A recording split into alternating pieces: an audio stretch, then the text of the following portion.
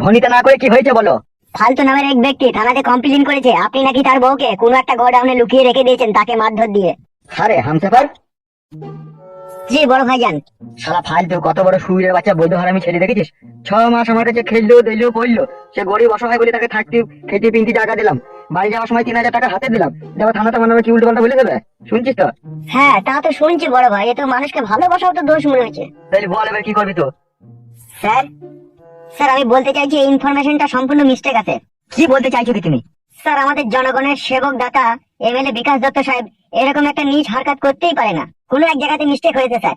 যে ফালতু এমএলএ সাহেবের নামে থানাতে কমপ্লেইন করতে এসেছিল সে কি স্যার বাংলা মাল খেয়েছিল? সেটাকে আমি ওর মুখ দিয়ে শুনে দেখেছি নাকি সে মাল খেয়েছিল কি গাঁজা খেয়েছিল? সে মালের ঘরে কমপ্লেইন করতে এসেছিল স্যার, তার বউ হয়েছে দুচরিত্রহীন। আমাদের এখানে তো 6 মাস ছিল, সে স্বামীকে একদমই ভালোবাসে না, সে যে 500 টাকা দেয় তার কাছে গিয়ে শুয়ে পড়ে। এমনও তো হতে পারে ফালতুর বউ 2-1000 টাকার জন্য কোনো ব্যক্তির কাছে গিয়েছে, হয়তো সারা রাত কাছে তার সাথে নষ্টামি করছে, আর এদিকে বউকে খুঁজে না পেয়ে মদের ঘরে আমাদের এমএলএ সাহেবের নামে কমপ্লেইন করেছে থানাতে। ওটাই হবে স্যার, কারণ আমাদের এমএলএ সাহেবের চরিত্র ফুলের মতো পবিত্র। শুধু ফুলের মতো পবিত্র কি বলছিস রে? রজনীগন্ধার মতো খুশবু করে রে আমার চরিত্র।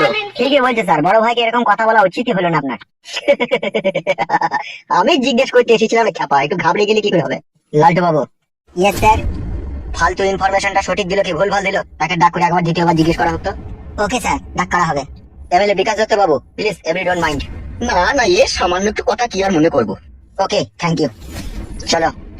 জি স্যার।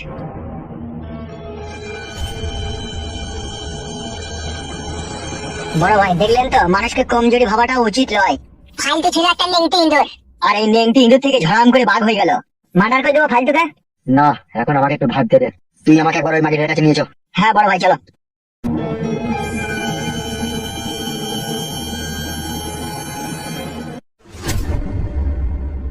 কেস তো প্রচুর ঘাবলা রে।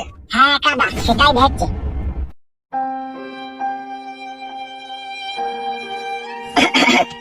এই যে মাংকু শোনা, এইদিকে একবার তাকাও। বস, এই তো তোমার সেই লাল পরি, এবার একটু ঠুটে চুমু খাইলাও।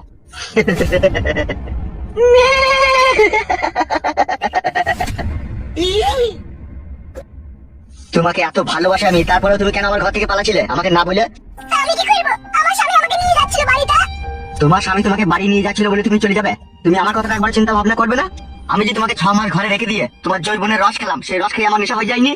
এটা কেন তুমি যাওয়ার আগে একবারও ভাবলে না যদি সেই রস আমি না খেতে পাই তাহলে আমি মাতাল হয়ে পড়বো? তুমি ওই শালা ফালতুর কথা শুনে তুমি বাড়ি ছেড়ে চলে যাচ্ছ। আপনার তো বউ চলে এলো বাড়িতে, তাহলে আবার আমি কি করব? আমি আমার বউকে চাই না, আমি চাই শুধু তোমাকে।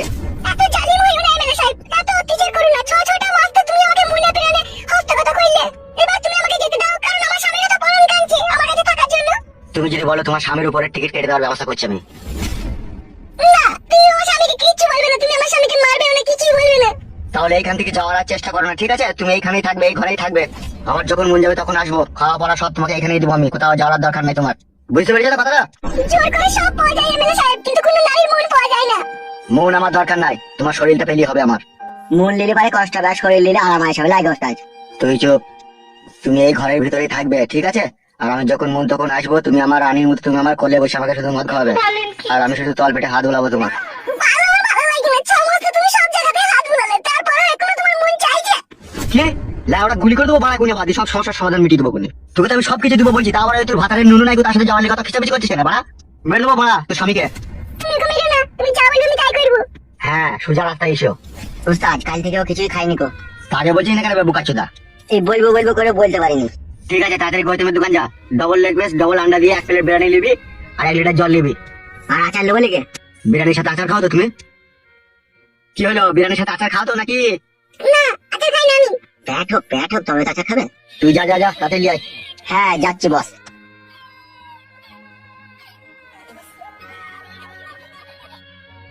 তুমি কেন বুঝো না শুন আমার ভিতরের হার্টবিটটা? বউ ঘরে যতই থাকুক, ভালোবাসার মানুষের মধ্যে অনেক পার্থক্য আছে। তোমাকে দেখলে সব সময় জড়িয়ে ধরে আদর করতে ইচ্ছা হয়, এটা কেন বুঝো না তুমি বলো তো?